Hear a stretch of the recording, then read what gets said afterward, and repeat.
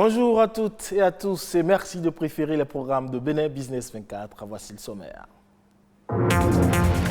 Cotonou a fait sa toilette pour accueillir les festivités du 61e anniversaire de l'accession du Bénin à la souveraineté internationale. Sur les principales artères et places publiques, les couleurs nationales sont au rendez-vous.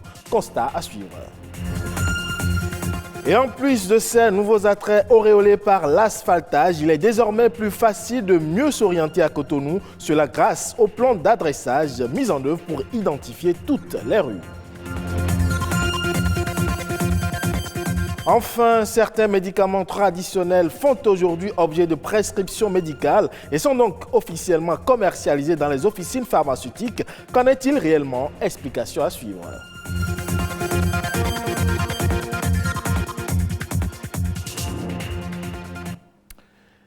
Je le disais, sans aucun doute, vous le savez, le Bénin célèbre ce 1er août le 61e anniversaire de son accession à la souveraineté nationale et internationale. Une date historique qui rappelle à la mémoire collective les luttes menées pour se soustraire de la domination coloniale. Et comme vous avez pu le suivre sur nos antennes, cette célébration s'est voulue sobre en raison du contexte sanitaire lié à la pandémie du coronavirus. Ainsi, 2 temps forts ont marqué cette célébration, le dépôt de gerbes au pied du monument aux morts à Khouakodi et la prise d'armes au palais de la Marina, suivie de la revue des troupes.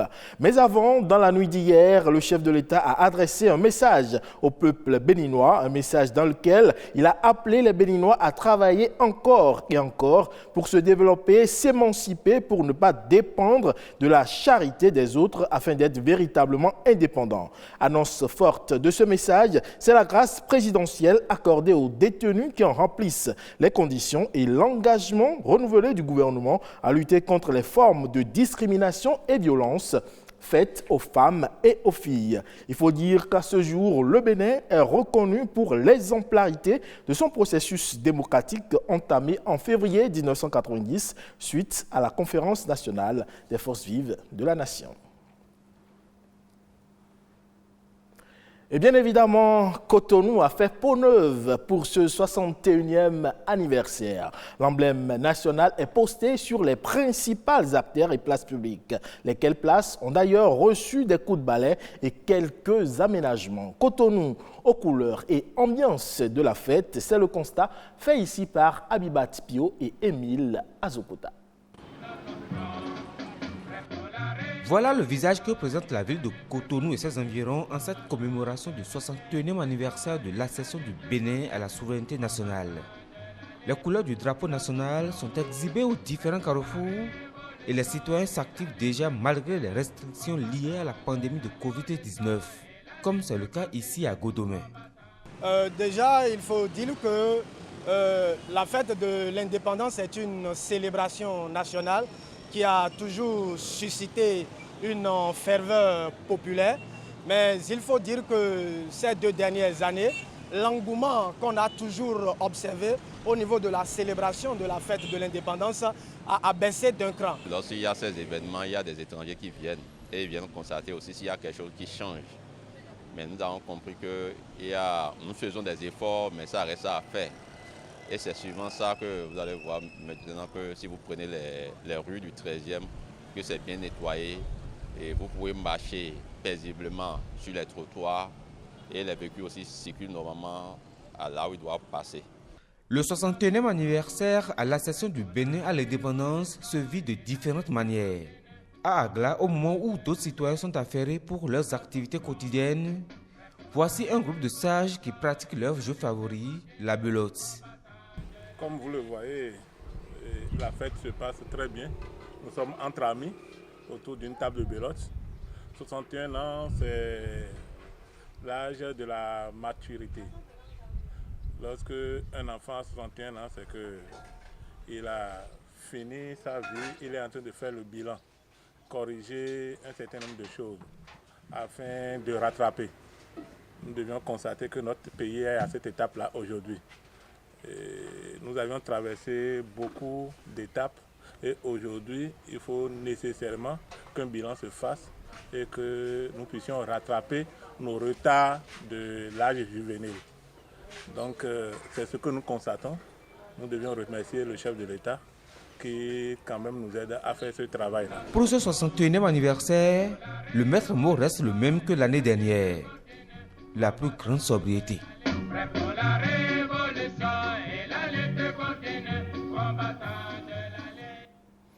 Et en plus de ces nouveaux attraits qu'on a pu voir à travers ce reportage, eh bien, il est désormais plus facile de s'orienter à Cotonou grâce au plan d'adressage mis en œuvre et qui a d'ailleurs permis la numérotation des maisons et boutiques. Cela même si certains citoyens peinent encore à en connaître l'utilité. Qu'est-ce donc l'adressage et quel usage peut-on en faire? Élément de réponse dans ce reportage. Un peu partout à Cotonou, il n'est pas rare de lire à l'entrée des maisons et des boutiques, des immeubles de commerce, des sociétés et bâtiments publics, un numéro sur fond bleu. Mais à la question de savoir si les Cotonois connaissent son utilité, les avis sont partagés. On voit souvent les numéros sur certaines maisons, pas sur toutes les maisons, mais on ne connaît pas l'utilité de ces numéros. Ces numéros, ce n'est pas forcément pour l'indication des lieux. Bon, on n'a jamais pris attention pour ça, quoi. Et encore, le numéro de chez moi, je ne sais même pas. Je ne le connais même pas, en fait. Plusieurs citoyens béninois comme Ismaël ne connaissent pas l'importance de ces numérotations. Pourtant, les spécialistes l'appellent adressage, un système d'identification qui facilite le repérage dans la ville.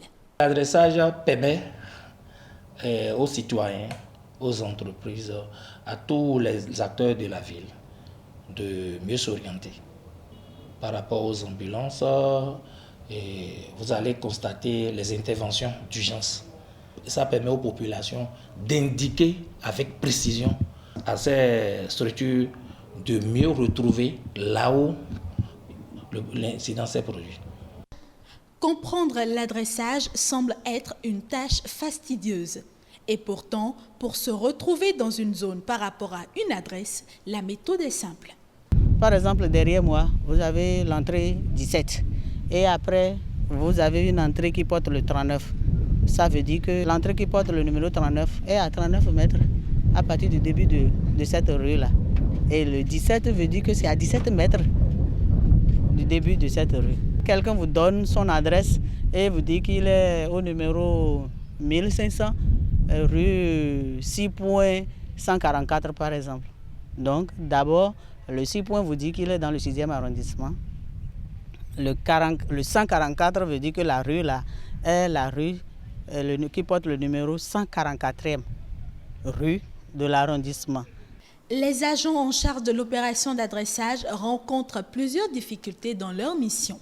La première difficulté est relative à la construction de plusieurs habitations en matériaux précaires qui ne facilitent pas leur numérotation.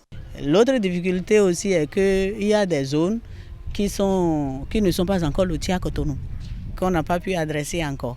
Et il y a d'autres qui sont lotis, mais bon, les géomètres, on ne sait pas comment, ils n'ont pas déposé le plan de la zone. Parce que n'oubliez pas que l'adressage vient se fixer sur le plan foncier. Quand la maison n'est pas clôturée, on ne donne pas. On ne donne pas, pourquoi? Parce que ça va nous faire un gaspillage de matériel.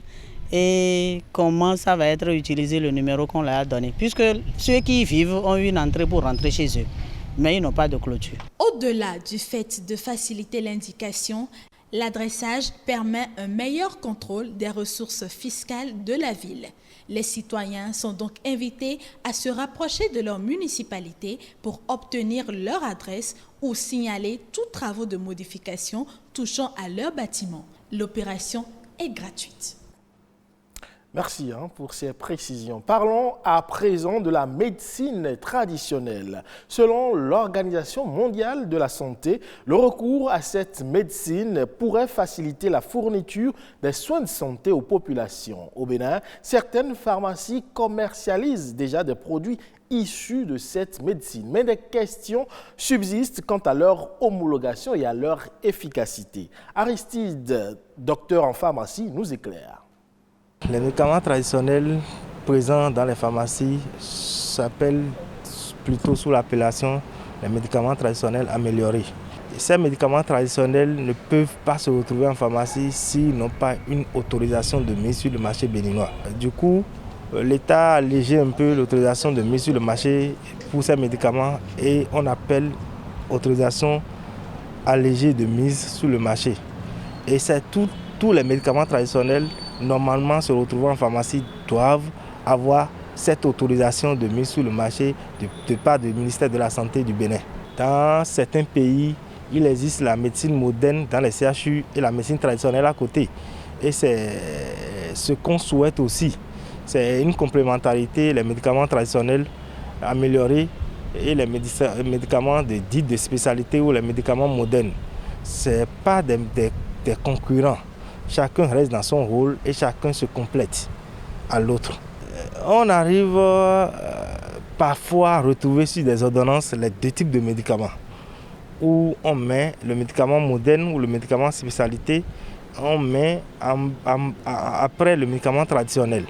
Ça se retrouve parfois où on a des conseils du pharmacien sur les médicaments traditionnels ou aussi on a des conseils des praticiens. Les populations n'ont qu'à être rassurées que lorsque vous venez dans une pharmacie et vous trouvez un médicament traditionnel, ces médicaments traditionnels sont sécurisés et la population peut les prendre sans inquiétude, comme les médicaments modernes, dits modernes.